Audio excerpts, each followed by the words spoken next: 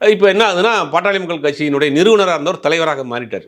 இப்போ நான் தான் தலைவர் அப்படிங்கிற தலைவராக மாறிட்டார். அன்புமணி என்ன சொல்கிறாருன்னா, நான் தான் கட்சியுடைய தலைவர் அப்படின்னு அவர் தனியாக செயற்குழு பொதுக்குழு கூட்டத்தை கூட்டி அவரை வந்து என்ன பண்ணுறாரு, நான் தலைவர், அடுத்த வருஷம் அக்டோபர் வரைக்கும் இதே டீம் அப்படியே ஒர்க் பண்ணும், தலைவர் செயலாளர் பொருளாளர் ஒர்க் பண்ணுவாங்கன்னு அவங்க அந்த பக்கம் திரும்பிட்டாங்க.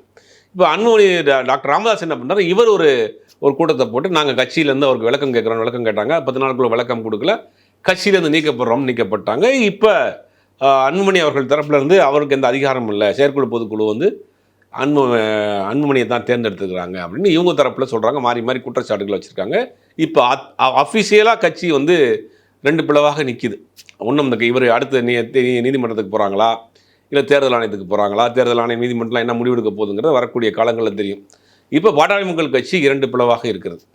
ஒரு வட மாவட்டங்களில் ஒரு கணிசமான வாக்கு வங்கி கிட்டத்தட்ட 8% வரைக்கும் அந்த கட்சி போச்சு.